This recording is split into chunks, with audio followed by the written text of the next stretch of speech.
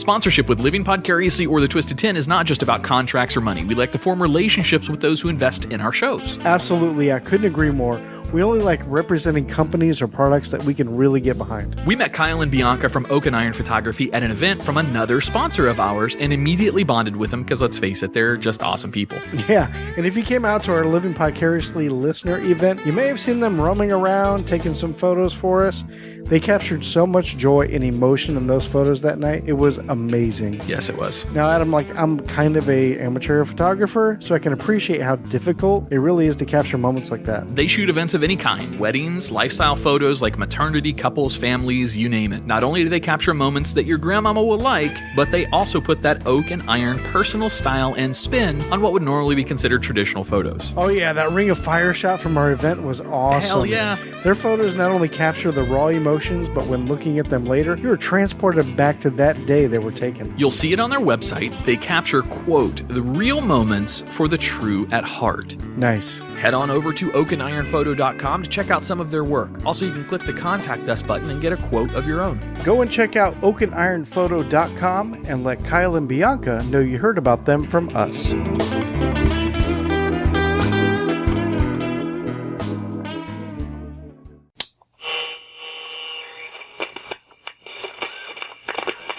T-minus 10, 9, 8, 7, 6, 5. All three engines up and burning.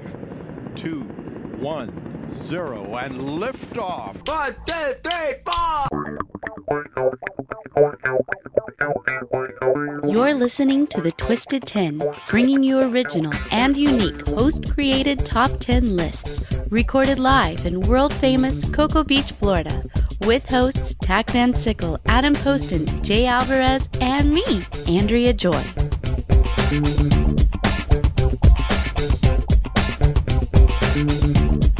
And welcome to another episode of The Twisted 10. Woot woot. Happy Joy, happy Joy. Hey guys, thanks for listening to our show. I am Adam. I'm one of your regular hosts. However, I'm not hosting this week. Sitting over there. And I am Tach, and I'm one of the regular hosts, but I also am not hosting this week either. Yeah. Over there on the Lady Chase. Hi, this is Andrea Joy, and of course I'm not hosting because I'm never doing it again. Jay is no longer with us, and Josh is not in tonight. He's still Mr. Wilson. Oh yeah. Sorry. So that means it would be me, Rocky. Yeah, that's right. Back by popular demand, and really? one of our best episodes that we've got for numbers. Oh, stop it. Mr. Rocky Socha. Stop it. With What's the Fuss podcast, man. How are That's you? me. Thank you so much for having me, man. I love this yeah. place. I'm glad to be back. I didn't think you were going to be having guests, back for multiple episodes, and I'm glad that I could do that. Yeah, we went for a streak there. We went where we internally hosted, and it was one of Jay's last episodes. So we kind of let the internal cast kind of take another shot at it, and then we're back onto the guests. We're bringing them back in. Yeah, I like it. It's a lot of fun. Well, thank you for having me, And man. you brought a hard list to top, dude. I'm just saying. Last You already time, know about it? his last list, the Simpsons list. Oh, you talked about last time. Yeah, Oh yeah, the that was fun. Simpsons, Man, Yeah, dude. I did way too much research for that. for basically 10 facts. I could have done 100. I really could have. And this list is just the same. I had a hard time coming down with what I want, but I loved a few episodes ago. You guys guessed the top 10 list with the first or with the 10th number, or where you basically say, all right, number yeah. 10, and you go through whatever the category, whatever you're doing, and then we try to guess the list. Exactly. Do you guys want to do that? Sure. Okay, cool. All right. Well, thank you guys for having me. Like I said, I guess we can just we can go right to the chase if you Sweet, want. dude, that works. Well, wait, we have to throw the metaphoric Oh. keys and also Oh, that's talk right. about if this is your first time. You take that. You run with that this week. Pat. Oh, boy. I won't Okay. interrupt or I won't add to. How about that? I know it's a first, but Yeah. Oh yeah, tell them what we do. Okay, so if this is your first time listening to the Twisted 10, what This we do, is my first time. is. Tell me all about it, Tach. so what we do here is we come up with a original top 10 list, whether it's host created. I mean, well, it's all host create. Words are hard. Host created original top 10 list. Like top 10 serial killers, That's a great example. top 10 ways to peel a banana. oh wait. Well, that hang one on. might not have too much to it. Can we watch that one? No hands. You can video that one, Tech. And what we do is we talk about each thing on the list. We discuss it. We break it down. We put it in a diaper. We slap its bottom. We send it on its way. Top 10 diapers? Top 10 diapers. Indeed. So now at this point, now that our audience is all caught up, now we have to throw the metaphor keys over to you, Rocky. So are you ready to catch them? Yes. Here they go. Here it comes. Here goes. Doing it lefty. Oh, damn, he caught those with caught 'em. authority. I got him. I was ready. I caught him last time too. Did you? Yeah, Rocky may be the only guest that's ever caught Most him. people don't catch them. Like, Let's oh, get I hit in dropped the him. face. Or yeah. No bullshit. Yeah, Peter with Scotch and Good Conversation took him straight to the jaw. Tach's throw was right under there, and just, Oh, I feel bad for him. I didn't realize. I thought Peter had an arm on him, but I don't remember if he caught him or not. I don't think he did, though. I do love his show. It's a great one. You didn't hit the bell. Oh, that's There we right. go. The bell. Oh, there it you is go. for Peter. Okay. Ding for Peter. All right, guys. So let's go right into it. Okay, so all right, you guys are gonna guess from number 10, Number 10. Yes. Oh. Eddie Murphy. Right? Eddie Yes. Murphy. Eddie Murphy. Well, don't guess yet. We're guessing now already? No. Yeah, go ahead. Already? Yeah, or I mean, I can go into what Eddie Murphy did that made him on the list. Oh, there you go. Let's do that. We can do that. All right, so I'm starting off with a killer, an iconic killer. He was basically, he was I guess he wasn't a shock comic, but he was for his day. In the 80s, everybody knew this guy, and he kind of pushed the envelope a lot of ways because so many people heard his specials, Raw, and all this other stuff that he did, and he was... He was kind of a savage. He liked his victims, quote unquote, the people that he would do comedy against. He would really humiliate them, and he would, make fun of his friends for being on welfare, and with the gay thing, he was always prancing around and making fun of that. And he was a great actor, but he really kind of, I think he helped progress. Being able to be funny just for the sake of being funny, and even being mean and being a dickhead, and that's kind of why Eddie Murphy's on this particular list. yeah. Any guesses? I'm so confused. These are, I got swear I this. heard This is easy. serial killer in there. No, this is And easy. then victims. This is no, easy. I know what the list is. Okay. I know what the list is. Okay. Top 10 dudes, celebrity dudes that Rocky wants to bang. That's what this is. I know it. Black guys. That might be an alternative name. Andrea's to the going list. to get her food out of the kitchen, but she says black guys as she leaves. Racist, do Top 10 black guys. It's not that. Okay. But do you think? You said serial killer? No, I'm just Victim? starting off with like a known killer, a comedy killer. Oh, comedy killer. Okay, all right. I got you. Okay, so is that all you have to say about Eddie Murphy? I mean, I could go on and on. Well, I don't mean like I'm not looking for facts. How does he do his laugh? The infamous. Yeah, it's something high. Yeah, Well, no, I'm not looking for more facts. yeah. There you go. I didn't know if you had more to say. Oh, I mean, I could- according to the list. I'm not looking for more facts. Or No. Okay, so I didn't want to come back. Why would I even be bringing Eddie Murphy up, though? Any guess as to why?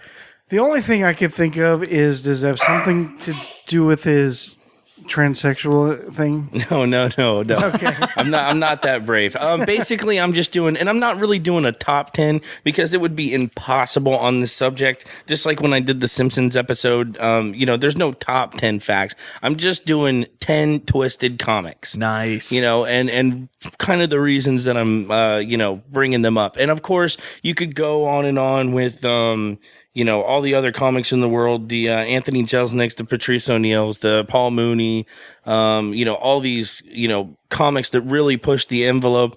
But really, these are just 10, and I just picked these out of kind of the blue because, but you could do this list 100 times over. But anyway, so yeah, I'm doing 10 comics that were kind of twisted and pushed the envelope. I like it. Yeah. While Andrea's beating the dogs off each other. Ooh, that almost Beating the dogs off? Wait a minute. Don't edit that out. Wait. What? What's she doing? How? They Wait, were we're probably like 5 minutes in, market. They were taking each other's bones. What the? What? It was Taking each it was other's so bones. difficult. You know what I I mean. saw her like beating him up with both hands. I mean, she was like trying to. Was she ski poling him? Wow. Then Think I about started it. trying to hit you because you could have stopped him. And I'm like, get I was the wondering why I was getting And then you were hit. beating Adam. It's weird. That was funny. Oh Jesus, we Never mind. Yes. No. That was great. This is better comedy than anything that I had planned. But Eddie Murphy, he got a lot of people that weren't probably gonna see stand up. He got him to see it, and he got him to see some stuff that was pretty freaking gnarly. I remember seeing him when I was young. I was probably 12 or 13 when I saw In that a full leather purple suit. Yeah, exactly. Eddie Murphy Delirious was awesome when I was a kid, man. I loved it. Fucking hilarious. But what I'm waiting for is for him to come back, at least do like a special, like Robin Williams did. He did this one night come back. And, You think he's got it in him? yeah, I absolutely. I heard him on some show like Tonight Show or something. They had asked him like, "You ever going to come back and do stand up again?" And at first he was like, "I don't know." And Does was he like, write? Yeah, I probably will. So- Does he write or does he sit around and enjoy his millions? Exactly. Yeah. I'm really wondering. That's a good question. I'm wondering if I think he would. If he came back and did like a one night, like He'd sell out. Paulo. Yeah, wherever he wanted he's to go. still funny, whatever he's doing. You don't just lose that, you know. Yeah. But we anyway, just got to bring the shit and the fucks back. Oh, Stop man. doing Disney stuff and do like his original shit. Disney keeps on paying a lot more than Netflix special. I got I'm just saying. I'm not saying it's bad. No, it's good that he did that, but he still doesn't have he still has the old him inside. So. I'd like to see him come back and do another like probably trilogy got a of few something. dudes inside of him by now. Sorry. He's that rich. Yes. Yes. Speaking of gay comedian, no, I'm just kidding. Number 9, Number 9. Bill Maher, actually. Oh yeah. Okay. And I think he's twisted because, not only is he pretty mainstream, he's a late night guy. He's got his own show, Real Time or whatever, and he has crazy guests on all the time. He's not afraid of any topic. He hits like religion and politics and all that stuff like that, and he really does not care. He'll talk about it. He'll do whatever. But this dude did a lot of time in the comedy circuit. Like, he's got plenty of HBO specials. He did a long time just in little comedy clubs all over the world, I mean, he's put in his time. And one thing that I really like about him is, although some stuff I agree with him on a lot, and there's other stuff that I'm like, okay, wow. Which way does he lean? Because I've watched. He leans pretty left, but he's. I mean, when it comes to certain religions and stuff like that, sure, he's not that tolerant of, especially, like terrorism and extremism, in whether it comes from Christianity or any other religion. It seems most of those late night guys are very, very liberal to me.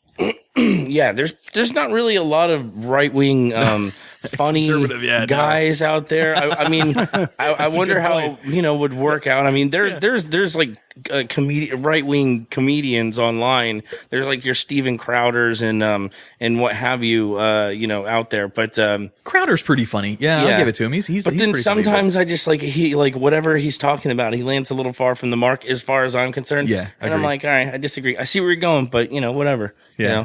But at least he backed up his views on marijuana, and he kind of bit it, on that one. He was on the Joe Rogan podcast, did a great interview, and Joe bullied the hell out of him for like 30 minutes, made him late for his flight, and all he was trying to say was, I don't care about weed anymore. But Joe was drunk. Oh, yeah, and he was being kind of a bully. But yeah, Bill Maher, he's a twisted little fucker. He's always willing to get in someone's face, and he doesn't have like an off button. He said some stuff. I believe he just got called out for saying the N-word too, which is that's not where you want to be. But he bangs black hookers all the time and does coke off their tits. And he says it all the time. He's pretty proud of it. So he's not a racist. He's just he just said the N-word. He's not a racist, but his jokes are. Well, either way, he's looks like a cool dude, and I think he's fighting the good fight. Yeah. So that brings us to number 8. Number Ocho. 8. Numero ocho. This is one of my favorite comedians, probably in my top 5, which I did not just do a list of my top sequential. Can we guess who this person is by giving a little bit of? But you might blow up one of his other numbers. No. Oh yeah, let's go with the hint. Oh, that's Whatever. true. All right, here. Let's. Okay. This one can only be a few comics. Let me just. Can I say the C word? Yeah, you can say anything. We don't. The only thing I'd ever edit out is that's the N-word. the hint. Yeah. And this person said that, and he was able to. Ooh, I almost said a she. Oh, you gave us 2 hints. Yes, 2 hints. He gets away with saying cunt a lot. I know who it is. Who is it? Lucy K. No. Damn it. Oh, I know who you're talking about. Who are you talking about? No, you can't get 2 guesses. What are you doing, cheater? No, Can I give you the? Go ahead. Is it Jim Jeffries? It is Jim Jeffries. That's what I was going to guess. Oh, well, I'm sorry. It's Jim Jeffries. Yeah, he's one of my favorite comedians. He just got his own talk show as well. But before that, again, he's done a long time on the road. He's done every country, I'm sure, including Africa. He's got a lot of jokes about South Africans specifically. I think he's a huge fan of South Africans from what it sounds like. Yeah, well, he loves, apparently he loves doing blow in the bathroom in South Africa, which sounds like a great time, I guess. I don't know. No. But but he was kind of known for a while for his drinking, which kind of unfortunate for him because he felt like he sort of had to keep that, going as I sip my beer. All of us have been partaking tonight, sir. Yeah. You know what sucks now? I'll get on a little side note is now that I'm known for partying through my podcast, I've actually calmed down quite a bit lately. And now that I go out places, beers are in my face. People handing me edibles, which is always a good time. It's great, but I'm always Ubering home and then driving back to Sanford or something for my truck. And it's bad. Yeah, but that's a not a great thing to bitch about. Anyways, Jim Jeffries. Speaking of drugs, wait, Tack, have you ever been palmed an edible because of the podcast? Have I ever been pumped? No. You ever been palmed an edible? What is palm? I've gotten a someone handy. just Does that count? gives you one, sneaks you an edible. What was his name, Tack? No, it's when somebody walks up It was and just Rocky. like He shakes just your said hand. that. Oh, I missed that. Me and Tack were having our own conversation over here. I wonder how that's. We do that in stereo. We split all the channels. And Yeah, that'd be cool. it'd be kind of neat. I hate when our show gets into basically 8 people talking at once. Why they to talking Cross and they're all talking conversations. and everyone's talking at the Over same there time and is it's just Adam. annoying. I'm not And doing that's the it. thing Now is, he's not I going to do know, it. You're no that's fun. Oh, jeez. I love listening to ensemble casts like that. I think it's a blast. It's a riot. It keeps me in tune. If it's a one-person show, Ensemble? it's hard to hear. Say that again. Ensemble cast. Yeah, it's Ensemble. like 3 or more people. Okay, Yeah. that's cool. I like that. Think of it like stage acting or something. If it's an or chorus or choir. If it's an ensemble, it's a group. If it's a solo act, it's a solo or pair. I like that. We have a lot of guests on our show, and it's already a 3-piece, and so it gets a little crazy, especially when the beers start flowing and everybody's vaping. I don't know what everybody has, but some stuff, some stuff gets you stoned, some stuff's just like smelly, crazy. And it's just a round robin of vapes that are going around. Yeah, Etchy's the mad scientist over there with all those crazy vapes going around. It's pretty cool, but I don't know how to vape. I've never even smoked a cigarette. Yeah, I've never done cigarette stuff, but I love to vape. And by the way, Bucks Tobaccoria might be coming on board, buddy. Oh, yeah? Man. That's pretty cool. You guys got a couple cool sponsors. I still haven't gone to what's the restaurant that you guys are Salty always Fox. talking about? Oh my God, I need to come over here earlier and then we can go there and eat and then do the show. I'll give you a Or hint. do the show there. Yeah, do the show When you there. there's one song that you can play at that bar, and all the bartenders get up on the bar and dance. Coyote Ugly Is it- style. I don't think it's actually Coyote Ugly because No, that's it's actually just style. style. Yeah, Yes. Tiptoe through the tulips. Can't remember From what it Tiny is. Tim. Now your jalapeno cornbread is ready. When you go, if you happen to go, or we all go out, I'll have to ask Veronica or Sam, the owners down there, to I tell would us what love song to. it is. I hear would you love to guys see it. talking about it all the time, and I got to get some. Oh yeah, dude, it's good. Thanks for that plug. By the way, that deserves a plug. Though, man, Tack. it does. Yeah, heck yeah. great. Can't Yeah. reach it. You're slacking on your belt responsibility. No, I Yeah, can't. I've been trying not to plug too much now that he Nah, can't dude. do it. What's the Fuss podcast? Go there for all your comedy. Oh, goodies. damn. Hold on. I wasn't ready. You Go see? check Look out at our that. T-shirts, and we just put up a whole new bunch of T-shirts. Okay, sorry.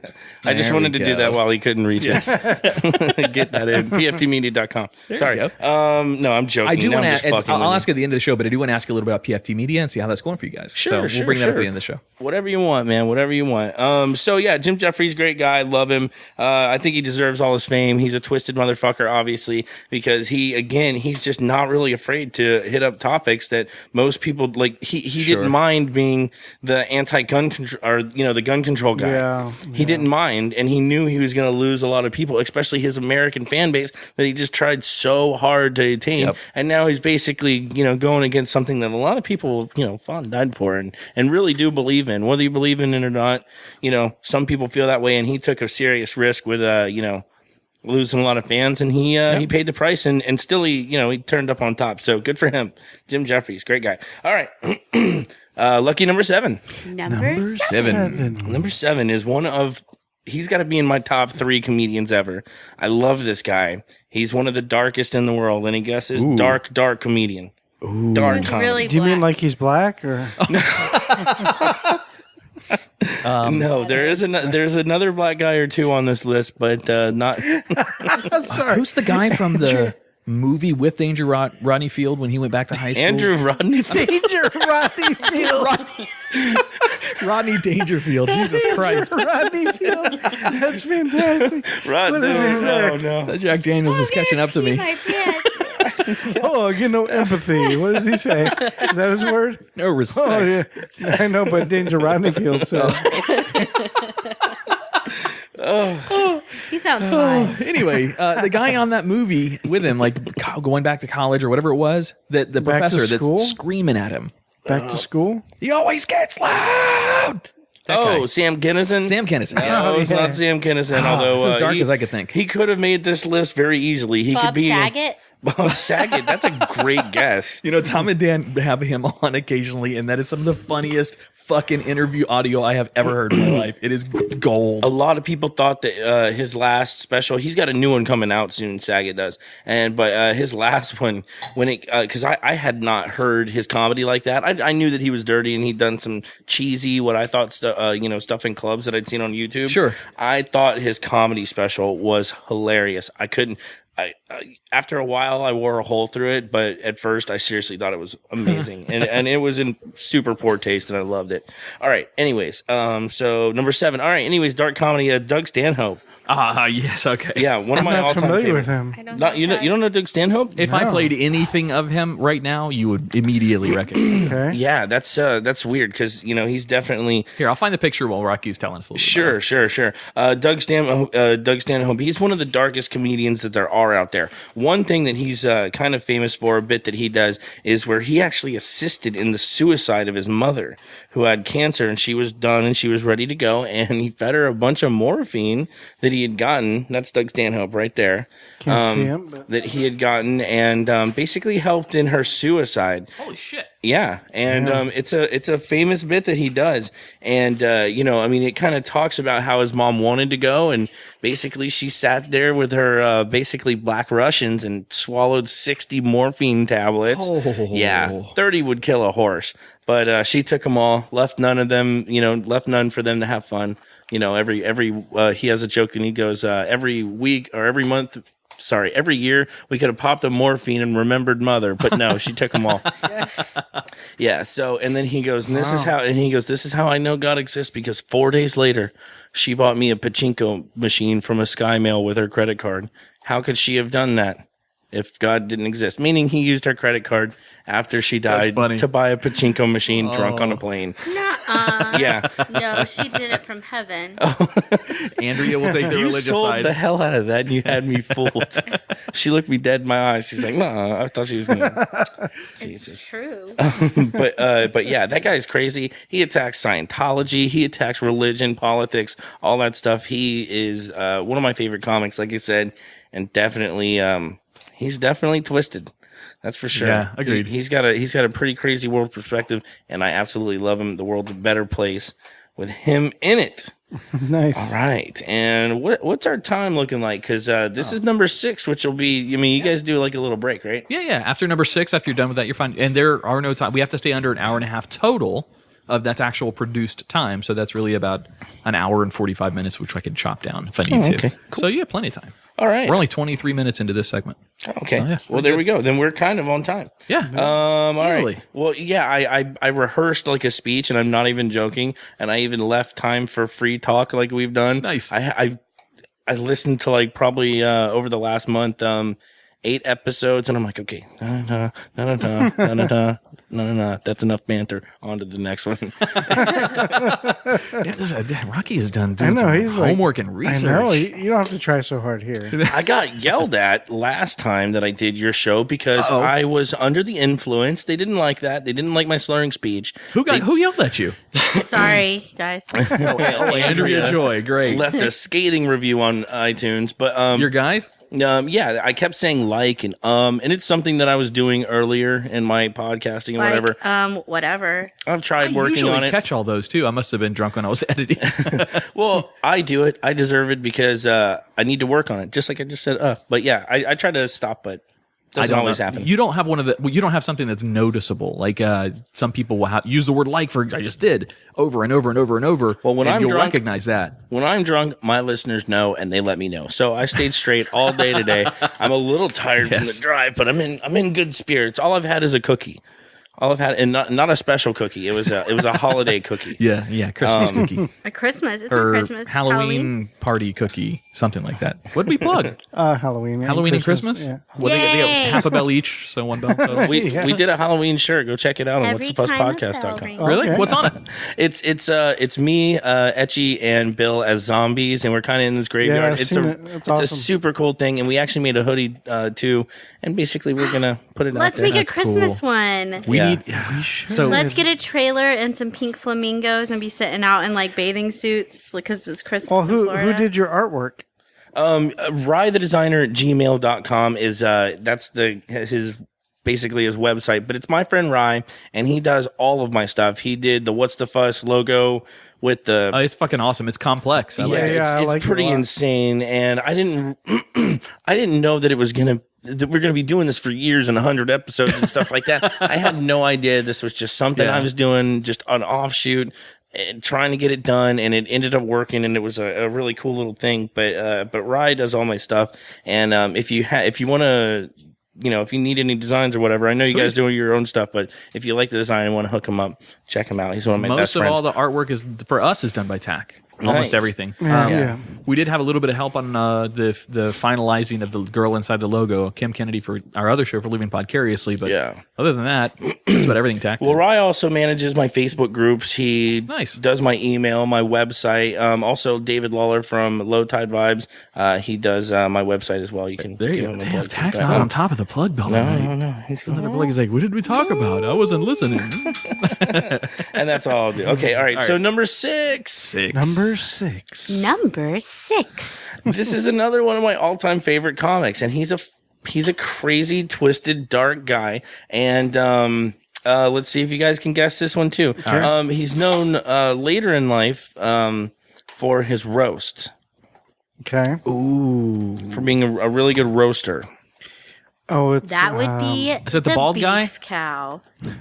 Is he bald? Great He is not roast. bald. I think you're thinking of He's Jeff always Ross. there. Yeah, That's he's what I was always thinking there. of. I'm not talking about Jeff Ross, although Jeff Ross could have very easily been on this list. He's one of my favorites, and he does deserve it. He's on a list somewhere out there for sure. One of the best roasts I've heard of all time. Later in his life, there's another hint. His life was Martha Stewart. ended a little short. Martha Stewart. No, she's still alive and kicking. She's still He's alive and dead kicking. now. Yeah. Oh, all right. Got it. It's Greg Giraldo. Yeah. Very cool. Okay. Yes. Yeah, Greg Giraldo. Do you know who he is? Not a whole lot. No, he was a super funny comedian. He's one of the smartest comics out there.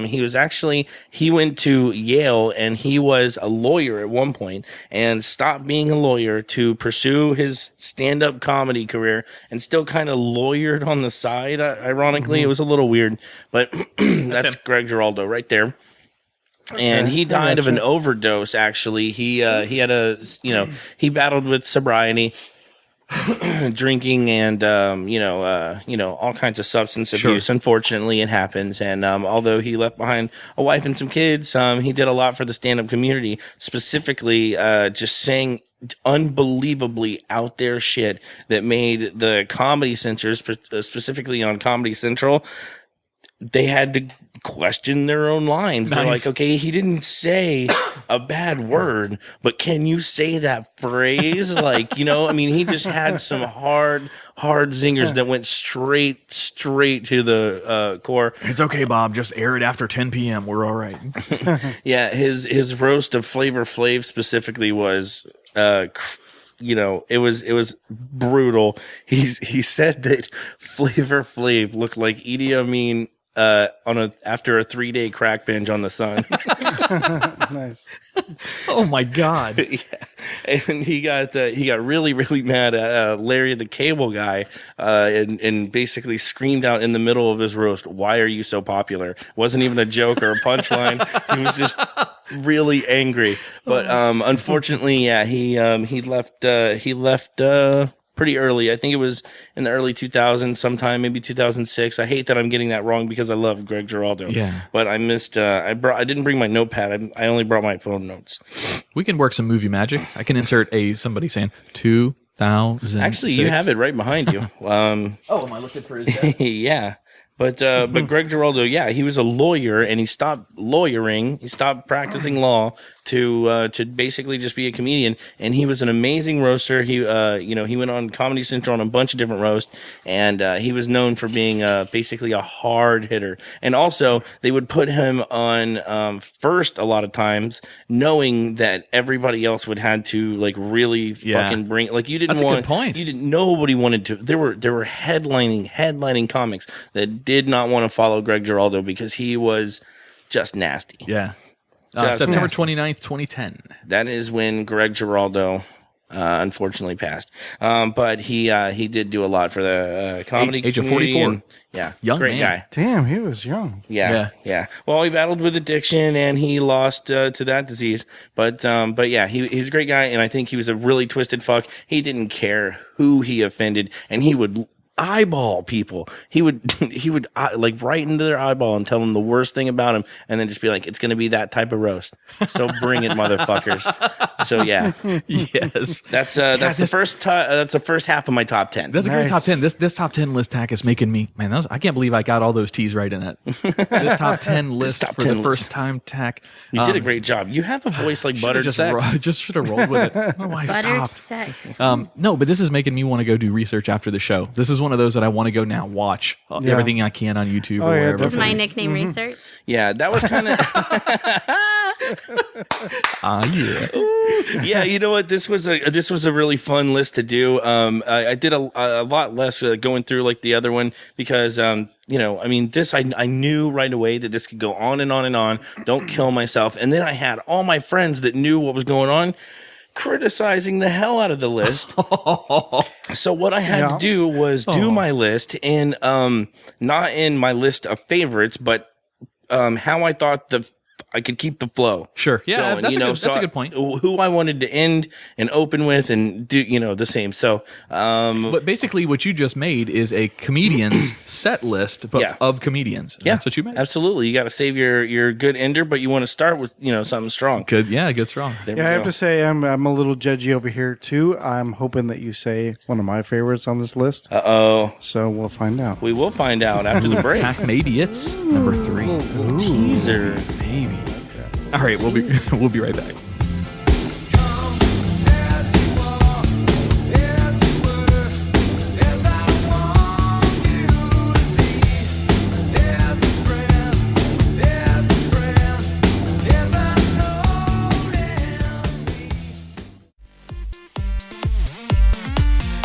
Hey, Tech, you ever have that conversation with your girl about where to eat dinner and it always turns into that back and forth? I don't know, you pick. Yeah, every once in a while, yeah. Yeah, well, I've got an answer for you next time that comes up. Oh yeah, we're at. The Salty Fox in Melbourne off of Old Galley Boulevard. Oh, nice. I've actually been there, and the food was pretty awesome. Hell yeah, it was. They offer a great selection of paninis, shareable appetizers, soups, and salads, and one of the best desserts I've ever had, the Funky Monkey. Oh yeah, my favorite was the vintage options. They got this meal called ramen noodle on crack. You just got to try it out. Done. That's definitely what I'm getting next time. Put the fun between your legs at the Salty Fox every Tuesday night at 7 p.m. with the Old Galley Arts District Bike Crawl. It's a 4-mile bicycle ride down Pineapple Avenue with stops for food and beer all along the route. Be sure to visit the Salty Fox every Sunday for brunch from 11 to 4. Hey, isn't that the $10 bottomless mimosas brunch? Sure is. Enjoy your brunch while the Salty Fox's DJ spins throwbacks and top 40 hits. Salty Fox is located in the downtown Old Galley Art District on Old Galley Boulevard. Check them out on Facebook at facebook.com/saltyfoxmelbourne or online at thesaltyfox.net. Hey listeners, be sure to mention you heard about the Salty Fox on our show, and you'll get 10% off your meals.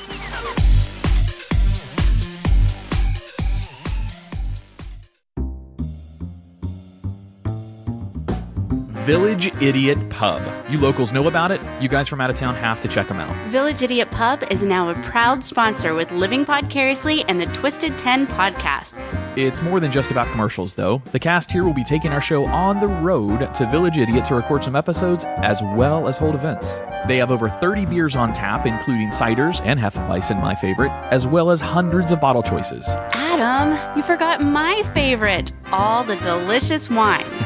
So get your friends together and enjoy the board games, puzzles, and the giant Jenga. Let the owner Jason, as well as the rest of the staff there, take excellent care of your beer drinking needs. Mention either one of our shows to the staff and get 10% off your tab. Tuesday is open mic, Wednesday is trivia, Thursday is karaoke, Friday and Saturday night are live music. Visit them at 4 Harrison Street, Suite 103, Cocoa, Florida, or Village Idiot Pub on Facebook. And don't forget, they are a dog-friendly location, so bring your friends, family, and fur babies.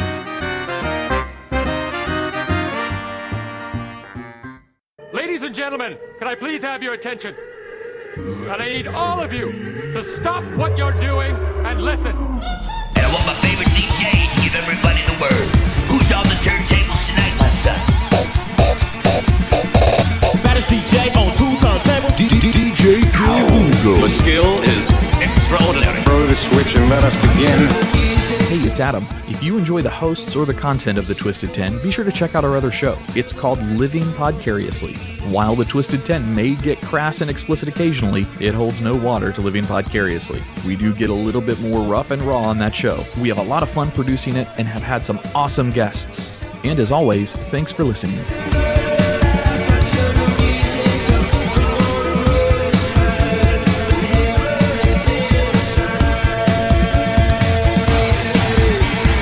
And welcome back to The Twisted 10. Tonight, a return by popular demand. If you're just joining us, Tach.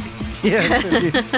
Well, I mean, it is possible now. Yeah. Mr. Rocky Socha from the What's the Fuss podcast. Hello, out of thank you for Orlando. having me back. Hey, before we start, you guys were in the rankings somewhere for the Orlando Weekly, right? Where'd you guys end up? I really have no idea. I don't even know how we got on that. It was just one time I saw on the Podcast Mafia, I believe it was.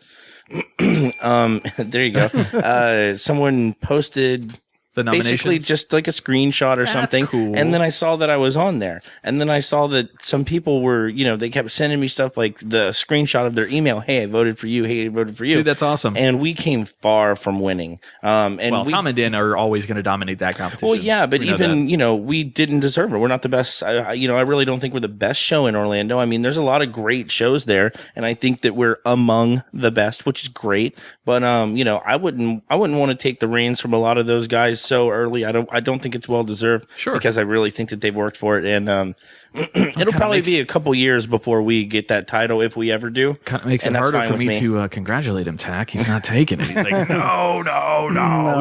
It's cool to see you guys on there. Yeah, That's it was awesome. great to be nominated, and that was wonderful. And it was great seeing our name up there. We sent our listeners to help out any of the Podcast Mafia. So you had you guys, the Burn It Down show. Pete was on there. Obviously, Tom and Dan. Swervy Jones was on there. That's right. Scotching a Conversation, you said. Semantics. Semantics was on Semantics, there. that's right. Yeah.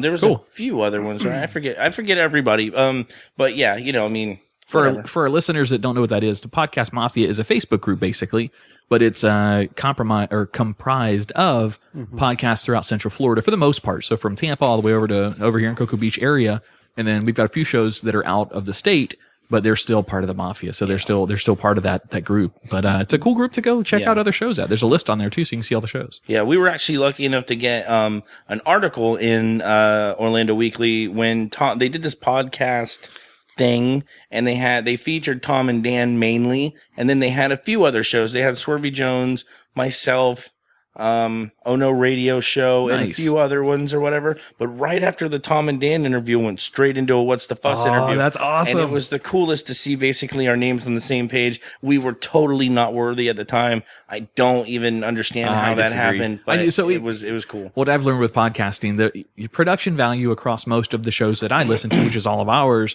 is almost the same.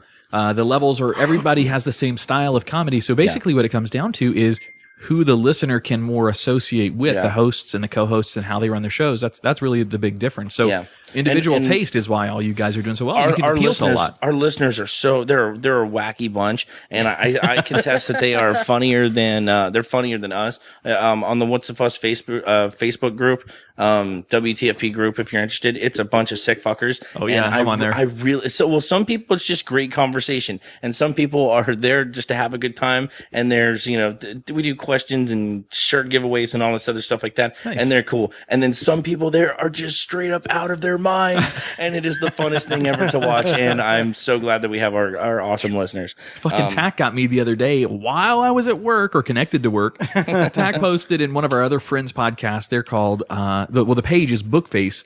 And like Facebook, but Bookface by Beers Up podcast, and those guys are awesome. But their page is basically an NSFW page. That's basically what it is. Well, let's back up though. They made Bookface, but then they had to remake Bookface Elite because there was a lot of people that were reporting shit in Bookface. Am I an elite?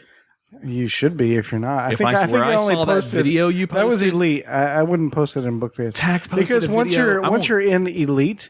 The other ones are kind of whatever. I'm not getting in that. Like I'm also involved in another group very similar.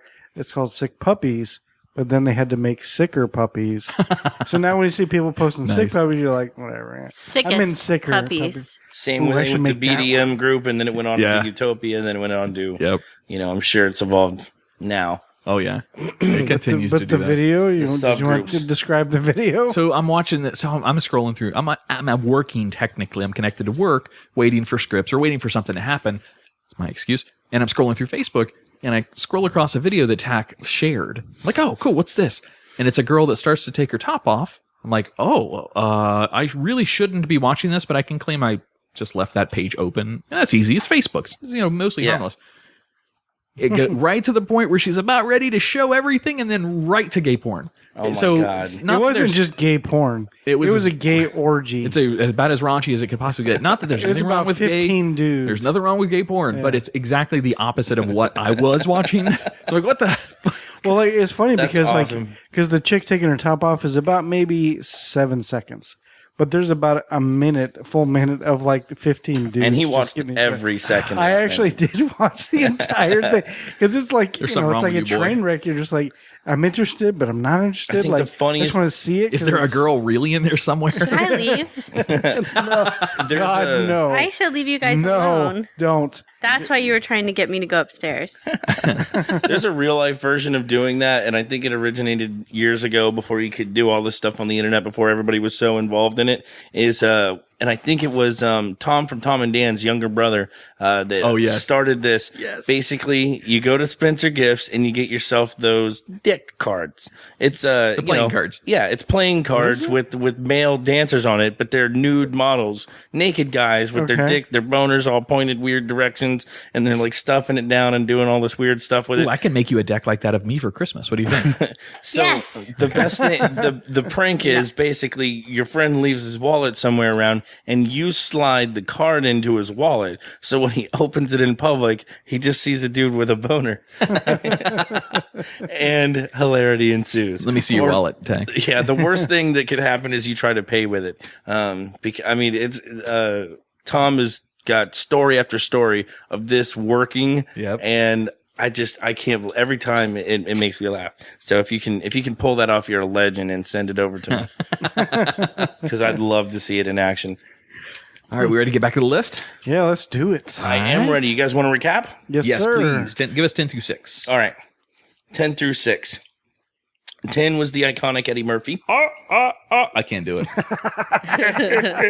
Yeah. Bill Maher was number 9. Bill Maher. That's a bad one. Jim Jeffrey. I can't do Australian either. I'm not gonna try. Should I really? Doug Stanhope was number 7. I can't do. And the Greg Giraldo.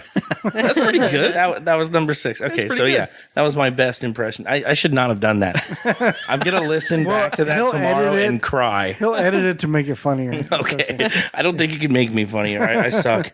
No, but those are my. This is no in no real order. These aren't my favorite in order or anything. These are just 10 comics I thought were crazy, and Tack, I think number one's going to be Danger Rodney Field. Is that what I said? Danger Rodney Field. We're going to go with that. Oh, I get no empathy. Yeah. I get no empathy. God, I gotta look up. I'm gonna look up on That's Facebook. what Danger Rodney Field says. Stop. Oh, stop it. I'm getting overwhelmed now. Like, who was that woman that passed out the other day? The Andrea Joy after too many wines. no, the lady online. Her face is priceless. God, that was a face for perfect for audio. That was Just good. rude. She just dropped her jaw. Hey, Like what an that asshole. was really rude. What is it? What's his line? I can't remember. How rude. When you woke me up on the couch. I know what he's talking about. Extremely rude. Extremely rude. Alrighty. So number 5. Number 5. I mean, I'm so number 5. Whoa. Uh-oh, that's gonna come back to bite me later, I think. Yeah. Oh, god damn it. Not in a good spot either. I can't touch his penis anyway, so. Oh, You Lord. can touch mine. Touch my penis. All right. Number 5 is actually my personal favorite comedian. And I love this guy's podcast that he does. This is Mr. Bill Burr. Yes. Yeah. He's my favorite podcaster. He's actually not my favorite podcaster. I think Joe Rogan might be. But I do love Mr. Bill Burr. He is... He's twisted for a lot of reasons. I like that, he gets a lot of shit for going out. He does, Conan a lot.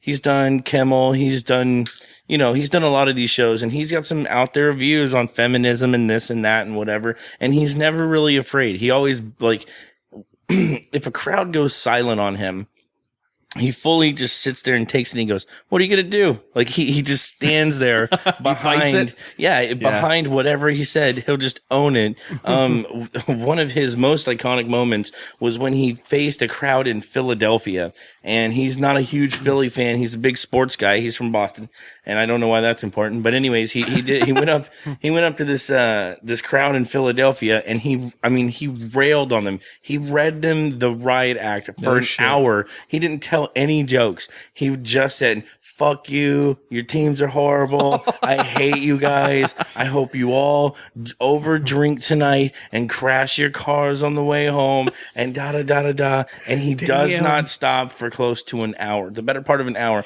He is just ripping them a new one. Andy Kaufman shit right there. It really is. Andy Kaufman could have easily made this list. Don't think I didn't consider him too, because I love Kaufman, and that's who I think of when I think of pushing the envelope. Oh yeah, this is technically 10 comedians that push the envelope. I don't know how you want to spin it, but Kaufman was amazing too, where he would commit to these long-term bits. Oh, absolutely. And Bill Burr does this too. And one of the reasons that he's my favorite comedians is he does this podcast in which he does them like twice a week, and sometimes he does them live. He does live podcasts. He does Joe Rogan a lot and all this. He's funny every 5 minutes. He's not just funny for an hour a year. Where he's got a stage bit or whatever. Sure, he is funny all day, every day, from the moment he gets up. I've heard stories of him on planes, and he just never turns it off. He's fighting the good fight from first thing in the morning. Awesome. Yeah, and now I think he's working with, it's not College Humor. Who the hell is it? Funny or Die? Funny or Die? I don't know. He's working with someone now and doing another podcast. He's doing a lot of good stuff. Also, F is for Family. Have you guys seen that? Yeah. He's got a Netflix thing, F is for Family, and I think it is hilarious. And I don't have a lot of time, sorry, to sit around and watch cartoons and stuff. Sure. I watched both seasons of his binge style, and I never do that. Nice. Yeah. So if you, I sent him an email. Actually, he responded. It was basically a no, very polite no. But I emailed him. Actually, I emailed both Bills on your list so far, and I think I got a response from both of them. I know I got one from him though. He basically said, "Yeah, hey man, sounds like a great show, but thanks, I just don't have it in the time, or contracts won't allow it, or some shit like that, where he couldn't host a Twisted 10. Yeah, that would have been cool though." Definitely. Yeah, that would have been surprised. cool. You know, said it was from him. I'm like, oh, that's maybe cool. Someday, because he's done a lot of Opie and Anthony, another iconic duo that I just absolutely love. Opie and Anthony. Their clout's a little more than ours, Tach. Yeah, Just saying. yeah. but you know, like they paved the way for a lot of what we do. Yep. Goofy comedy style, like radio, like this. You know, they were fighting for this a long time ago, and they had the most hardcore, you know, fans around. But Bill Burr's done a lot of cool stuff. I know that he's done a lot of different podcasts. He's done the Burtcast. He's done Rogan. He's done, I think he did Tom Segura's podcast, Your Mom's House. Yep, that's cool. I'm not sure if he did that or not, but anyways, he's done a lot of it. I think one day he'll probably come around. Oh, that'll be cool. And That'd probably be a blast, man. I know that he doesn't like doing demands. Like he wouldn't do Hot Ones. Have you guys seen Hot Ones? No. It's an amazing show. It's on YouTube mainly, and it's this guy Sean Evans, and he has awesome guests coming in, and he eats spicier and spicier wings. He does 10 wings, each one spicier than the next, until they get into some serious heat that like you have to sign waivers for at Tijuana Flats and stuff. And it like the questions get crazier and the wings get hotter, and it's really awesome. Oh, but my God. He said no to that, even though he likes wings. He's like, I don't want to put myself under any undue stress. I don't care. I'm big enough. I got my mortgage. Fuck you. You know, he just had a daughter. He's just over it, you know? Yeah. And I respect him for it, but he is a fucking twisted as hell comic, and I love hearing him. And go check out his podcast. Andrea just started watching Amy Sedaris's cooking show. Have you seen the previews for that or the? No. Oh, dude, it's hilarious. What is it? Funny. On True TV, At Home with Amy Sedaris. That's awesome. Yeah, she's funny as fuck on Yeah, there. I got rid of It's TV. good. We just got the internet now. We don't. I don't Yeah. I don't have time to sit around and watch TV. All right, number 4. This is kind of cheating. Number 4. Number 4. It's kind of cheating. This is a duo. Okay. Okay. Okay. It's a duo. all right. Duo. If you can think of shows on TV right now, long lasting, not The Simpsons. I already did The Simpsons. I made sure to leave them out. Oh. But shows. not The Simpsons. Shows. Law like, and Order. think of that. Something like Law and that. Order, that yeah. are really pushing the envelope comedy wise and have been for a couple of decades. Politically or Oh, man. racy? Everything. Everything. Okay. A couple of decades. And it's a duo. That we're thinking of a duo. Yeah, it's a duo behind this series that has been lasting for decades and pushing comedy. American Idol. Oh. Ooh, Comedy. nope. Oh, American. I can't even think of a show that's lasted decades. Decades. Still on now? Yeah, on Comedy Central. Still now. Oh, Comedy Central. Yeah. American. Like The Daily Show? Ooh, no, but I do, you know what? I did consider Jon Stewart for this list. This is a duo that's doing a show that's been going on for decades on Comedy That's two Central. people. I don't have. Oh, wait. Is it the Magicians that are also a comedian? No, Penn and Teller? South Park, Penn and Teller? guys. South Penn and Teller. Park. Oh, South Park. Oh, Trey from yeah. South Park. God, a moron. But those are cartoons. Jeez, you have to call me a moron, Tach. Well, yeah, Hurt but my feelings. I mean, they are pushing comedy technically. And, Oh, yeah, and yeah, see, yeah. I got a lot of hell. Don't think that you're the only person that mentioned that. I had another buddy of mine, a listener on my show, that was over at the house and got this list. Yeah. And he was like, you cannot throw these guys on there with the likes of Bill Burr and, you know, Stanhope and all this other stuff. Well, but as far as pushing the envelope in comedy, these guys are the reason. Yeah, that and your list isn't only stand-up comedians. Yeah, it's it's just- men who push, or well, comedians who push that envelope. Yeah, so, exactly. Yeah, it doesn't have to be And stand-up. if it weren't for the guys on South Park, I mean, the reason that We wouldn't can, have Family Guy. We Yeah. wouldn't have, you know. Yeah. I mean, the reason that they can say so many crazy things on air is because of the stuff that they couldn't show from South Park. They would push the envelope so far knowing they'd say no to that, and then they'd get away with what they really wanted. You know, they'd get away with murder. Oh, that's genius. Yeah, so they would ask for, you know, the craziest thing in the world, knowing that the real scene that they wanted to get by could scoot by under the radar now because they just asked for. They are straight up presidential acting this, or whatever it is. What am I trying to say? Pushing amendments on bills that they're sending through Congress. You think you're signing something to help old veterans? Nope, you're really giving banks 10% more interest in their income. Next thing each you year. know, Robert Redford's drowning in shit. That's exactly how the show goes. I love these guys, and not just because of South Park, but Basketball is my favorite Baseball movie. is so fucking nice. It's funny. my favorite movie. As See a ma- Orgasmo? You know what? People, I have seen Orgasmo. It was a long time ago. I haven't seen it since. I got a shitty copy on Fire Fire Stick, and I didn't even want to watch it that way. I would love to see that. If anybody could send me a cool link to what's the fuss podcast at gmail.com, you can go ahead and yeah. Broke up a little bit there. Oh yeah. But yeah, so no, but I do love Matt and Trey because all the twisted shit that they've done on the show is the reason that now comedy kind of can stretch its legs in this environment. You know, the PC thing. You know, they've annihilated that. Yeah. That's just out the window. They do not care who they offend. They have gone on, you know, against murderers and sex offenders, and they're just not afraid. Tom Cruise they've taken on.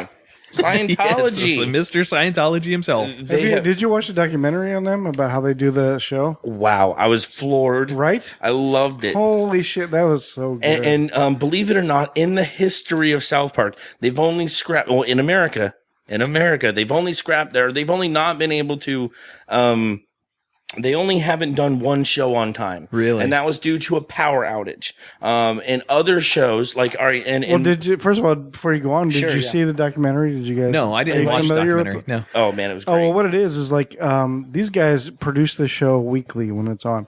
Like once it airs on Wednesday nights, I think that's like maybe the only break for the week is when that show is on. Like they don't even have a script or anything for the next show. They don't do anything Thursday, so they come in Friday and they start working on the next show. They don't know what it's going to be yet. No idea. That's cool. So, and I like it that they do certainly tie in some, you know, timely, non-ever. That's why it's so topical because it literally comes out days after anything happens, you know.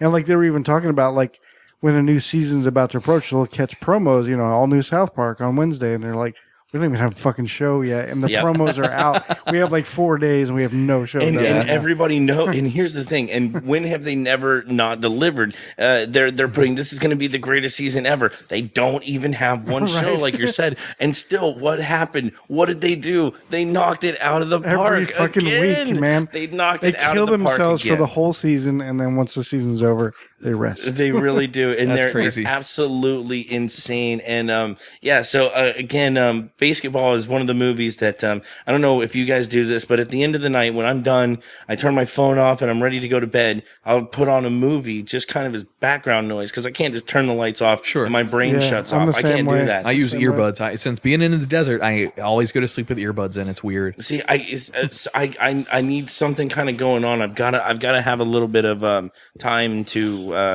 calm down and then not thinking about anything except for basketball. And Clerks 2 is another one of them. Basketball was fantastic. Yeah, absolutely. But I don't think I've actually ever seen that. Oh my god! Do yourself a favor and go fucking watch basketball. All right. Funny. I think I see what comedy we're going to be watching later, babe. It is absolutely great. It might be a dude comedy kind of a thing. Yeah, it is. Think Andrea wouldn't like it? Does it have Disney princesses in it? No. Definitely not. Uh-oh. It does have Victoria Silvstedt Playmate of the Year. She's a Talking animals. She's a princess. Ooh, do they have talking animals? That gets her every time. No. Didn't they do something with talking? Well, I mean, their first show, they have talking animals in South Park all the time. You know, the crazy That's bloody cartoons. creatures. Yeah. That's not funny. She got burned by cartoons. It's hard for me to ever watch Family Guy because her ex-boyfriend used to watch it. You star in a cartoon. How could you not? I never said what he just said. Oh, okay. I don't like the Family Guy because that bit has nothing to do with anything else. Does that have to do with an ex-boyfriend? What does it do with your ex? Do you not want me to air that? Every cartoon ever. I don't like a lot of stuff because my ex has played them out. Oh my gosh! So all I can think, if I hear it, it just. Yeah, there's some stuff that I'm like, yeah, I'm kind of over it. You know, I wanted to like it, but no. But anyways, all right, let's move on. Weird. It's not. It's just you've had enough. It leaves a bad taste in your mouth. I never said you were weird, beautiful. All right, number 3. Talking to Rocky. Number 3. Numero 3. Is actually Bill Hicks. I don't know if you guys know this guy, Bill Hicks. Oh, can I guess Is Bill he a Hicks? politician? Oh, Can I guess Bill Hicks? go ahead. Bill Hicks? Yeah. Oh, can you guess Bill Hicks? I thought you meant guess who he was. No, Guess who he is? Bill Hicks. Bill Hicks was a comedian back in the 80s, and he actually started doing comedy when he was 16 years old in Houston, Texas during the 80s, which was not an easy place to cut your teeth. Yeah, this is not an easy place to cut your teeth in Texas. You know, when he's doing political humor, he did a lot of stuff about religion, but way before people were doing this, and did a lot of stuff about about basically the government and politicians and all this stuff like that. This guy was amazing. His jokes were far ahead of his time. And this guy, I mean, he was a comedian's comedian for sure. A lot of people liked him because, you know, the crowds would turn on him because he was in Texas, he was in the South, and he was saying stuff that they did not want to hear, and he did not give a shit. Nice. He would scream louder. You know, he would really get in people's face about you know, whatever he was doing, and I don't want to give away any of his jokes. So go check him out if you want to. Absolutely crazy guy. He's got a lot of stuff out there. And a weird thing about him is a lot of people think that he was murdered by the government.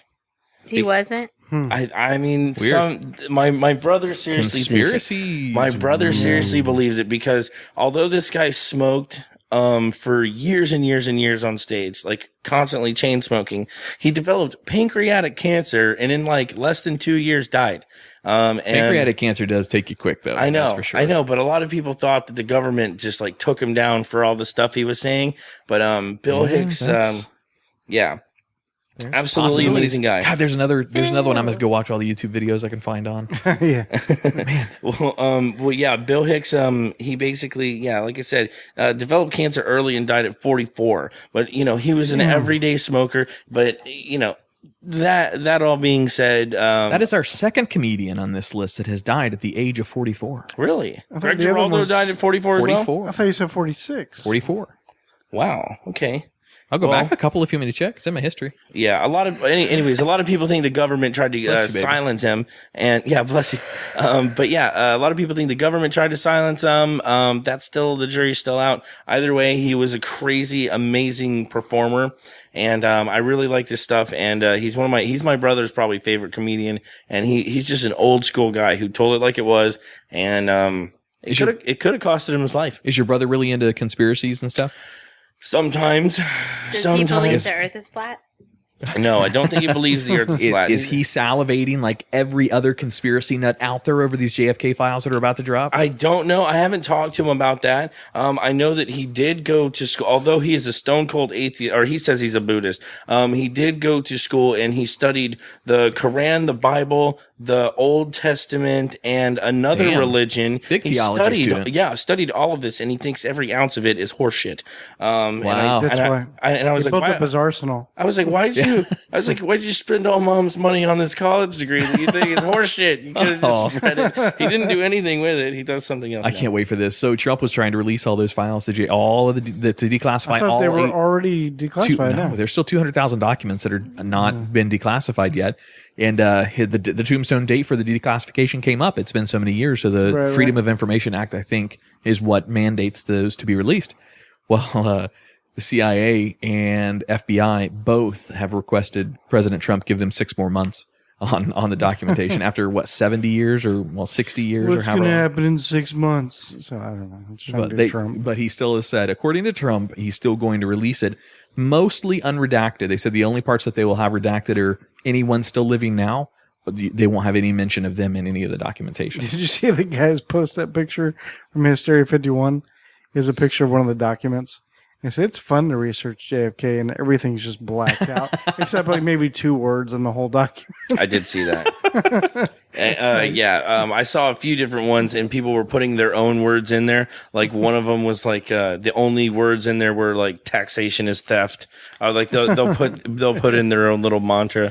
I thought that was a funny little meme. There's been some good memes out there. My favorite meme lately, and I know it's topical and I hate putting too topical stuff into podcasts because it's not funny in a few months. Sure. But the Kevin Spacey thing is going on right now. Oh yeah. And the funniest thing that the funniest meme I've seen in a while, it's a picture of Kevin Spacey and it looks like he's walking up a movie theater aisle with some food in his hands and he just says, "Move, I'm gay."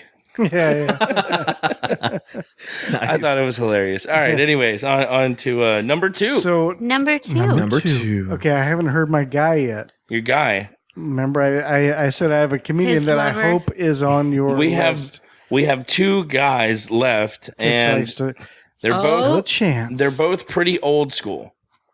Okay. But who's your person? I don't want to say it yet. No? Let's go through the next one, then Okay, and then after number 2, then we'll battle it out. all right. Well, number 2 is George Carlin. Oh, Okay, yes. all right. Let me guess. Who is it? George Carlin? It is George I was Carlin. just gonna say George Carlin. Yes. Damn it! He was on a really Mr. Seven funny- Deadly himself. What show was he on with Thomas and the Train Engine or whatever? That old. Thomas the Train. I think that's what it was. Is that what it is? Yeah. Thomas Yeah. the Train? Well, he was on that show too. But he went on to be a pretty out there comedian. And one thing that he's known for is the 7 words you can't say. 7 deadly words. The yeah. 7 words you can't say on television. Does anybody know what those words are? Well, fuck, shit. Fuck, shit, cunt, motherfucker, fuck. Well, I already said fuck. You can't say fuck. Goddamn. Fuck I don't think. husband. Is How do you goddamn one of not say them in order? They were Yeah. in order. Yeah, I know they're in order. I don't He remember. can't remember anything. Do you have any? I can't Thanks, remember baby. all of them either, but go All ahead. right, any Blink 182 fan will know this Oh, good because call. they did a song basically where they just they did the words of the 7 words you can't say on television, and they are shit, piss, fuck, cunt, cocksucker, motherfucker. You can't There say you go. piss. You couldn't say piss or turd at the At time. the time, yeah. Yeah. Turd. Yeah. Hey man, I don't know. It's a weird world out there. You can the still hell, beat your turd? kids. It'd This be was crazy. this was But pre your kids 9/11. are turds. Listen, when I'm talking You know about what? back when people were writing with feathers. What may be more important to say is this was pre nip slip of Janet Jackson. FCC. For sure. Now the It's FCC is a 9/11, little so- different, but This would have been when it was still kind of a big deal to have like a color TV in your house, maybe even. oh wow, No, yeah. no, it couldn't have been that long ago. Not that Maybe long. I put it no. late, This was late in the 70s. 80s. Never mind. Early Okay. 80s? I was a little out of turn on It's the that. 70s. But he did do some amazing HBO specials and a lot of comedy specials. He was a comedian's comedian. A lot of Yeah. people like this guy because apparently he was a soul off stage. He was cool to hang out with, like a Willie Nelson type, I guess, behind Yeah. backstage. That's from what I hear. Other people have different stories, but I like to think of him as a really nice older guy who really cared about he saw the threat of PC culture coming a mile away. Yeah, absolutely. And he was trying his best to push the envelope back and not let this happen. And one thing he really believed in was the First Amendment. And one thing that he really believed in was again, being funny for the sake of being funny, for the sake of being a dick.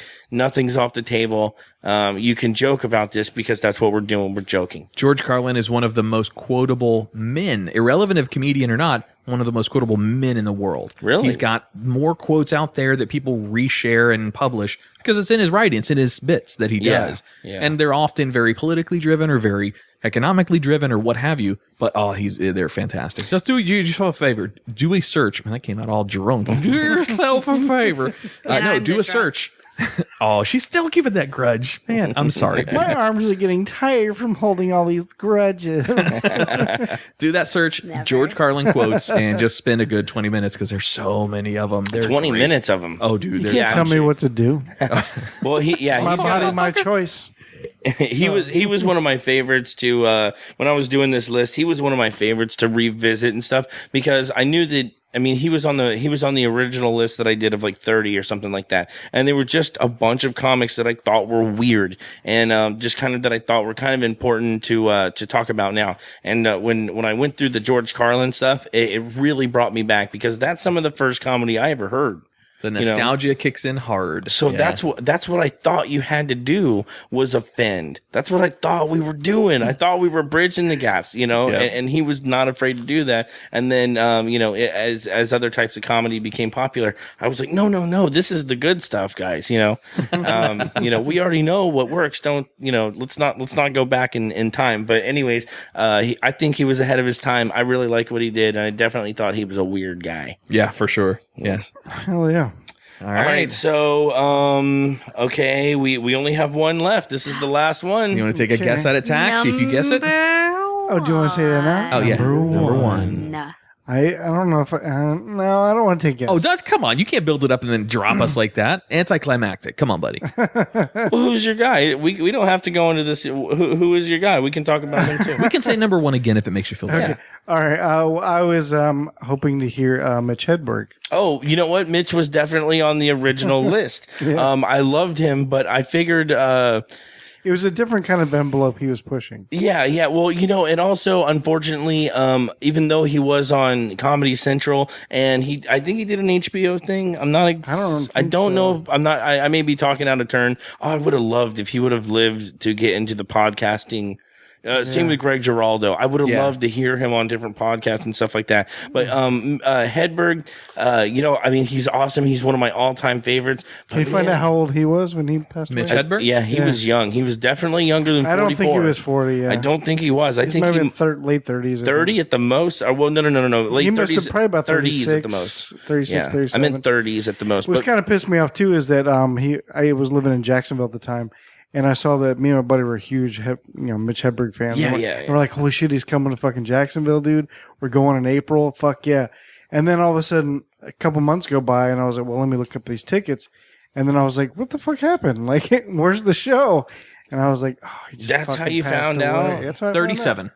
37. Yes, okay, sir. he was a little older than I thought. I thought he was somewhere in his mid-30s, but yeah, you call it. And so, he was just a couple months away from coming to Jacksonville. And I was yeah, fuck. you know what? He did a lot of colleges and stuff like that, and I remember seeing him kind of dozing in and out of a set and killing it at a college, maybe in Austin or something. I could be wrong on that, but he's dozing in and out of heroin, and he's still killing the crowd. It was so funny.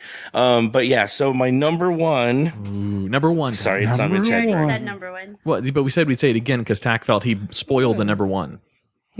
Well, it's my man Richard Pryor. Oh yes, Richard Pryor. Yeah, Richard Pryor. The only reason that he's number one on the list is because he's just one that I wanted to kind of end off talking about. This dude embodied comedy to me. I thought this guy lived and breathed it because, when he was off stage, he was setting himself on fire, trying to do crack. He was just, he had the best stories. I loved the way that he tackled racial humor. Oh yeah. I fucking loved it. I was rolling every time that I've ever heard Richard Pryor talk, I've almost died laughing. Are you guys fans? I'm a huge fan. So he did something that was remarkable to me in, I don't remember where I heard this story so Tom and Dan, I'll give them another plug. They do interviews with comedians a ton of times. Yeah. It might have been through one of their interviews that they did with not Richard Pryor, but with another, obviously not, but with another comedian. Yeah. So what Richard Pryor would do in New York. They did do Charlie Murphy. What's that? They interviewed Charlie Murphy, I think. Yeah. What Richard Pryor would do before he was popular, before he became, sought after, is he would literally guerrilla market his areas that he wanted to go perform. So basically he would hire his family or friends or whoever to call these places long distance, like from New York to wherever the hell he lived, asking these club owners, hey, do you guys have Richard Pryor dates yet? And the club owners, of course, haven't heard of him. Like, no, I don't know who you're talking about. Guerrilla market, hit him again and again and again and again over the next 3 months. And then he shows up in town and he walks in and walks on stage. It's just, he doesn't have to book anything because the buzz that he fake generated for himself. And that got him more popular. And then his comedy obviously just took him where he needed Kevin to take Hart him. had a similar strategy. He used that with email. He would, he'd get everybody's email and he'd bug people and send them out or whatever, and creating all this buzz that wasn't there, and then kind of all of a sudden when he showed up, it seemed like a much bigger deal, now, it turned out to be. But yeah, Richard Pryor was an amazing guy. I thought he was the funniest dude in the world. And I loved his stand-up specials. He was incredibly honest. He'd been arrested several times and he'd talk about it for tax evasion and drug use and again, setting himself on fire. One time he shot up his own car. His wife was trying to leave him and his joke was, you ain't leaving in that. And he just shot a bunch of bullet holes in his own car and, the cops came, arrested him. And he was never afraid to talk about his own life. And, one thing I liked about Richard Pryor, one of the many things I liked about him was in his honesty. I think he would really get almost everybody in the crowd. Like almost everybody could relate. Yeah. They could be like, I felt that stupid once, or I did that. I did something like that, or I can relate to feeling that way. And, I think, he was one of the first people, especially being a black dude. Nobody cared. and he started off in the 60s doing a lot of racial comedy. One of my favorite jokes that he ever did, he goes, I grew up in a house with 11 kids.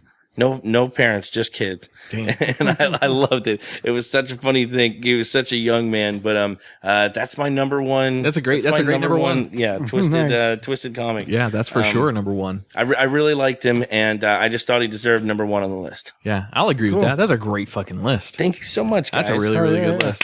Yeah. I love it. A round of applause. Thank you. I connected with about 8 of those, and 2 of them I'm going to have to go and watch some YouTube videos to really learn their style. I know I've heard of them, but they're not that memorable to me, so I have to go and look at them. My favorite going back was definitely Greg Giraldo. Yeah. Because I sat and I'd heard his roast before. I'm just laughing thinking of it now. I've heard his roast before, but going back and hearing all of them, there was times where I must have sounded like a lunatic in my car, going back over this stuff. I was just howling, listening to him, and this is definitely a fun list to make, and I'm so glad that you guys would have me back on the show. Yeah, dude, of course. Anytime, man. You can tell his passion. So even with The Simpsons, the passion is there, and what makes a good list, irrelevant to the topic. I don't care if you came in here to talk about spoons. If you're passionate about it, then that's going to relate through your show. And dude, you were very passionate about that. Thank you so much, man. I love this show. I really do. This is another one of those. I don't get to listen to every podcast that I want to. A lot of people send me in stuff, and I'll give it a shot. And I love doing promos and going on other podcasts. But this one specifically, this is one that I can sit around and listen to, because I mean it's almost updated every couple minutes. You're talking about something new. It hits points, and I just love the show. Cool. Well, thank you, man. Thanks. That's That's nice. awesome. Oh, that's sweet. We're all 3 blushing over here. And Josh is driving over here. He doesn't know why. He just blushed too. He's not sure. He's like, Mr. Wilson. His ears are burning. Yes, Mr. Wilson. I think we should be able to punish him every time he says the wrong name. Or maybe that's just Like our throw ongoing a rock bit. at him or something. A rock? Why are you throwing a whole country at me? How about if he says, brother. Wow, that was a Josh, dad joke. I gotta touch his dick. If he says Mr. Wilson, you can touch his dick. Wait, what? Wait, it's gonna have you touching my dick a lot, buddy. Yeah, I know. Oh. So where can our listeners find you? Very good. That's mine. You can find me personally on Facebook, Rocky Socha, ROCKYSOCHA. But if you want to check out the Instagram or the Facebook or the Twitter, just look up What's the Fuss Podcast, and it'll be there. And if you go to what'sthefusspodcast.com, the best way that you can kind of keep our ship sailing is by grabbing a shirt or something like that. And of course, laughing along with we just did our 100th episode. It was really funny. Go check it out. Thank you guys so much. Also, we have I'm on PFT Media. We have a bunch of shows on there. Go check that out too. Yeah. Well, so give me just a quick rundown of PFT Media and some of the shows, because I know you guys have been working on like making that network a stronger and bigger thing. Man, it was not easy. It really wasn't easy. We have got a lot of talent on PFT Media. Hell yeah. Basically, Steve Etchie from Tidbits, and also he's my producer on What's the Fuss Podcast. Yep. Only guy I haven't met from your podcast yet. Really? Yeah, I'll have him met in next time because he loves your show as well. Oh, cool. He's a podcast fanatic. Is he? Yeah. He's also been doing this over a decade. He's been doing this longer than Tom and Dan. Yeah. He's been in it a while. Yeah. I hear you guys talk about that all the time on there. Yeah, he did Answer Pants. He's done a whole bunch of shows that aren't around anymore. Long ago, he gave me my start 100%. I'd never had a show before, and he completely let me take the reins and do it. And now, that's awesome. Yeah. But Etchie and Chris Crespo from Cinema Crespediso, Yes, sir. another great show on PFT Media. Yeah. They kind of put their backs together, Forrest Gump style. And, I'll get your back, you get mine. Yep. And, they basically started, branching out. We have a ton of awesome shows in Orlando. And basically this is just kind of, we made one big network where you can just go there. All the shows are there all the time. We just got Lady Raptastic from SBK. Nice. So we just got her to do a podcast on it. It is a really eclectic group. There's trivia shows. There's music shows, comedy Simon shows. Time, right? Simon Time Time's trivia. yeah. I did the first episode. The pilot, I guess. Nice. And it was, not only was it fun, I mean, it was a trivia show. It was really good. Not only was it fun, I learned a lot, and also I kind of made an ass of myself. So go check that out. All right, Simon good, Time does a great job. I have for our Living Podcarously show, Tach does our segment on there called It's Game Time. Yeah. And almost every week, okay, maybe he skips one or here every once in a while, but he brings a game to the show, to the podcast. What I was thinking is maybe giving him a week off some of those times. I got a guy with the radio voice, the guy that does it. I mean, he's here in Brevard. Pablo Francisco? No, I'd have to look his name up again. I'm joking. But he does trivia, and that's his gig. He goes around town and sells trivia shows to the bars, and it's like a musical gig. They pay awesome. him. Yeah. And he has the fucking great voice for radio. So I asked him, I said, hey, because he does it at Village Idiot, at our sponsor. And I said, hey, you want to come and do it on the podcast? He's like, Adam, last time you were here when you were drunk, you said you did the exact same thing. You want it for Living Podcarously, right? I'm like, holy shit, I'm busted. So we're going to have him in here when Tach is ready for him to take over that Game Time segment. Just for Take 1 week. over? Just for the week. Just for the Just for the one episode. Just like that. And we've got a girl coming in that's taking over the Guyry. I don't know if I told you that either. Bullshit. But anyway. Oh, I can't wait to hear that. So PFT Media is doing good, man. That's cool to hear. I share out your guys' stuff every once in a while when I see it. And I happen to be on thank there you long so enough. much, man. Yeah, We dude. got a lot of great feedback from it. Again, our listeners are amazing, and if you care to, if you like comedy podcasts, go check us out. That's awesome. If not, well, Chris Crespo did a Twisted 10 in here with us as well. Yeah, Chris Crespo did a great one. You guys had Scotch and good conversation Yep. in here. Peter, I love him. Peter's like my older brother of podcasting. He like whenever I do something stupid, which I do all the time, I'll say something dumb in an interview, and he'll hold me over the coals for it. He had nothing but love to say for you, especially that night he was hosting in here. By the way, mention to you other guys in PFT Media that if they want a Twisted 10 episode, just to hit me up on Facebook and let me know. Spread the news. Cool. Yeah. Promote PFT the whole time if you guys want to. Go. You know what? I mean, it's not about that. It's about, it's a little bit about doing that, but mainly it's about having fun. And I mean, to come on this show it's a fun show, and it's also an honor. So. Oh, shucks. It was fun blushing He's again. such a nice guy. You're man. so getting laid by Tach tonight. You have no idea. No. Yes. We'll sleep on that comfy couch over there. Yes, we will. All right. Well, cool. You want to wrap up our show? Our side of the show? Yeah, sure. You can follow us on Twitter at the Twisted 10. You can follow us, check out our Instagram. We have tons of pictures there if you're wondering what Andrea Joy looks like. Why me? Oh, yeah. Because nobody cares what us look at what we look like. Trust me. Yeah, no. Nobody cares. She's just as pretty as she sounds. Aww. Beautiful He can girl. come every week. You want to just take my seat? Done. All right. I'll go sulk in the corner. You can also follow us on Facebook as well. Yep. And check out patreon.com/thetwisted10. Thank you for our one donor in there right now. Why do you always gotta say that? You always gotta say it. Every week you say it. But all you got to do is log on. lead. You'll see it as soon as the let person's them typed log it in. on and figure it out. Yeah. He's your lead. Like Tenacious D had one fan. That's your guy. Yeah, I guess so. Hey, that's by the way, that's Clay Groves with the Fish Nerds podcast. That's true. I tried to Clay? make that not sound edited. Clay Groves, Fish Nerd. I had to remember Fish Clay. I'm sorry, Nerd. Oh, buddy. I remember Podcast. that episode. Yeah, dude, that was fun. Yeah, that was cool. I That was- learned so much on that. That was right before my last show. He wants to come down here. I'm going to take him fishing out at Kennedy Space Center when he comes down here. That's awesome. There's some cool places out there that are unfished that, not many people get to go and fish those areas, and most of them are closed in like little lagoons. Oh, it's so cool. Hell yeah. That's where you Giant get the snook. gator too. Oh, yeah. There's a lot of them there. Well, thanks again, guys, for having me. Yeah, dude. It's so fun to come in here, and I hopefully I get to do it again. Yeah, absolutely. You're always welcome back in here. Thank you. All right, guys. So on behalf of the Twisted 10, I am Adam. I'm Tach. I'm Andrea Joy. And our guest for the night. Rocky Socha. Oh, yeah. Have a good night. See you next week.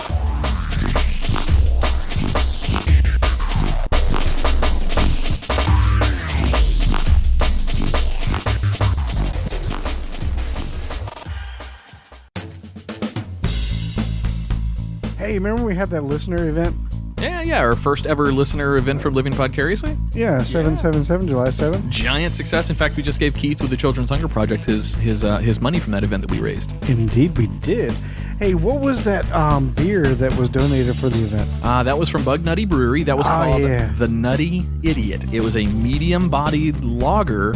I don't remember the ingredients that they had in it, but man, it was good. We served 300 pours, all 300 possible pours that we could have out of their donation. We served very, very quickly that night. Yeah, it had like an Asian flavor to it or something. It was like, I don't know what it was. It was interesting. It was cool, though. I loved it. I think a little bit of a sesame flavor. Yes. I'm going to have to get that ingredient list from him, but yeah, that was really, really good. Our boy Ray Burrito also does comedy up there every third Thursday at Bug Nutty Brewery here on Merritt Island. He does the third Thursday comedy night up there. Oh, wow, that's cool. It's a really cool list. It's every time I've been up there, it's amazing comics. Nice. Andrea, did you try the beer that night? Oh, yes. It was wonderful. She's not a beer drinker, can you tell? Don't say it like that. I wasn't standing at the game all night. I had plenty of time to drink beer. Yeah, John and the guys over at Bug Nutty certainly hooked us up. So we want to send all of our listeners, if you're looking for a good micro brew, especially in Brevard County, there's a lot of them out there, and Bug Nutty is by far one of the best. They are located at 715 North Courtney Parkway, Merritt Island. Give them a call at 321-452-4460 or email them at manager@bugnutty.com.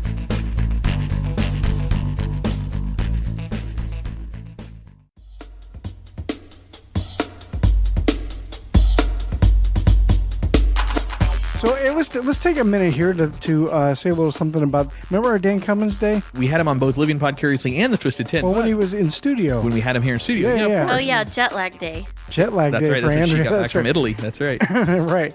And we gotten that day catered for us. That's right. We sure did. And that was, what was it, Wagon Wheel Pizza? Absolutely. Wagon Wheel Pizza down out of Palm Bay hooked us up. Oh my God, Just it to was keep awesome. my Italian vacation going, it was here when I got back. Yes, it was. It was awesome. It was quite a spread they gave us. Yeah, they did. So we had, obviously, Dan Cummins was in studio with us. We also had the cast and crew from Burn It Down Show, and we had Ray Burrito with Gallows Humor Podcast. Mm-hmm. So we had I don't know, maybe 15, 18 people, whatever it was, in the studio that day, Mm-hmm. each doing their own recording sessions. Wagon Wheel catered not only for Dan to be here, but they also catered for every guest that we had that day. Yeah. So really big shout out to Wagon Wheel Pizza down in Palm Bay. Thank you guys so much for hooking us up. They had lasagna, spaghetti and meatballs, Pizzas. obviously pizza, wings, and a gigantic salad that, Yeah. I don't know, it's weird. Our group doesn't really eat salad. What? What's that all about? That's weird. I think our whole entire group weighs about 6,000 pounds, so combined. Hey, speak for yourself, buddy. But yeah, we definitely want to thank the guys down at Wagon Wheel Pizza for hooking us up. It was amazing food. If you are in the Brevard County area and want amazing Italian food, not only is it pizza, but it's all sorts of Italian foods, then be sure to check Wagon Wheel Pizza out. Indeed, they have several locations, I believe. I think we're just promoting the one. I know. Do you want to say their locations and their phone number and their website address? Palm Bay. You can find them. Pizza. You can find them. Find them. You can. Start again. You can find Wagon Wheel Pizza at 1760 Palm Bay Road, Northeast Palm Bay. If you want to give them a call, let them know you're coming. It's 321-724-4769 or email them at info@thewagonwheelpizza.com. You can also check out their full menu at thewagonwheelpizza.com. So make sure you include that "the" at the beginning. There's imitators. We don't want them to, get the credit here. No. Check them out.